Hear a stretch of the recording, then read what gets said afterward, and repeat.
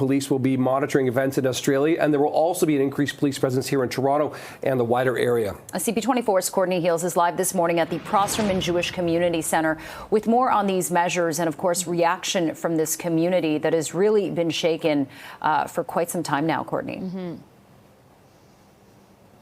That's right. Good morning, Nick and Jen. There is a lot of fear, and we know Toronto Police, York Regional Police, really all police services right across the greater Toronto-Hamilton area, they are stepping up their presence right now, especially during Hanukkah. So you can expect to see more officers within Jewish communities at Hanukkah celebrations, schools, and there will also even be command posts set up. The idea behind this is so that people can get access to a police officer if they need to report something or if there is a concern.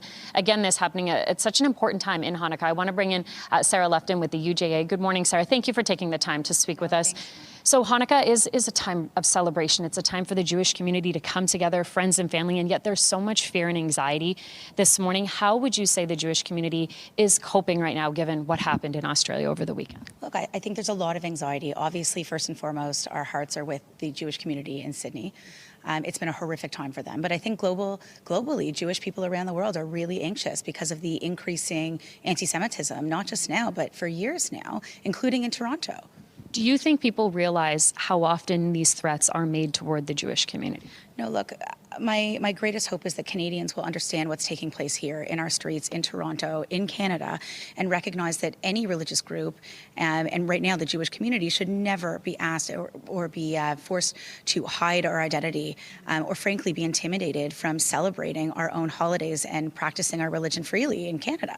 On that, in Hanukkah, I know there was a celebration last night. There's going to be several over the next couple of days. And I understand last night the attendance wasn't so great, and there are some security concerns. Maybe people aren't feeling comfortable going out right now. Look, it's interesting because since October 7th, we've actually seen huge turnout for many of the Jewish community events. But you're right. I think what took place in Sydney, the terrorist attack that took place in Sydney, was a real scary moment for the Jewish community. And we recognized just what can go wrong and, frankly, the hatred against the Jewish community that exists and how quickly life can change. And so I think, we've seen this week already, even yesterday at some of the Hanukkah celebrations, that there are people who are more reluctant to go out. And that's something that just should never, ever happen in Toronto or in Canada. On that, we're, of course, in touch with police services across the GTHA, and they say they will have an increased police presence. What does that support mean so that people who do want to celebrate feel comfortable coming out and doing so? Yeah, so I'll start by saying we are incredibly grateful to the York Region Police and the Toronto Police Services. They've been with us every step of the way, recognizing the increased security threat against the Jewish community and providing more resourcing, more patrols of Jewish celebrations, Jewish events, things like that. And they've said to us over Hanukkah, coming out of the attack in Sydney, that they would do everything they could to make sure that we could have menorah lightings all around the city and Hanukkah celebrations take place as usual. Look, we're very grateful to them, but the truth is that it doesn't start and stop with the police. We need support from all levels of government.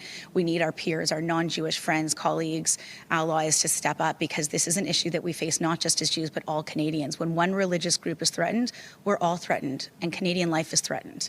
My last question, are you aware of any additional changes, security steps that will be taken over the next couple of days as the Hanukkah celebrations continue? Yeah, so really I think the one to note is the public increasing of patrols from police around all of our celebrations. You'll see things taking place at Mel Lastman Square and downtown at Queen's Park and really all over the city. So Hanukkah is about light over darkness, and we need that light over darkness right now. It's about resilience, and it's about making sure that we're not hiding our identity, but we can live as proud Jews wherever we may be, in Toronto, no less. And so we're really encouraged by the fact that police have stepped up their patrols to allow us to celebrate our holiday, which right now is more relevant than ever.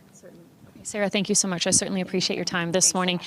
We, of course, will continue to stay in touch with the different police services. We, of course, heard that they will continue to increase that police presence, make sure that people do feel safe, that they come out and celebrate. But certainly heartbreaking to hear, guys, that there are some who may not feel comfortable going out to celebrate Hanukkah this time, when the community really will come together with family, with friends to celebrate, but with very heavy hearts at this time. And we also know, Nick, the Jewish community is very resilient, but it's an incredibly difficult time, especially right now, given what is happening in Australia. Over to you. It certainly is. All right, that is Courtney Heels live for us this morning. Court, thanks. Yeah.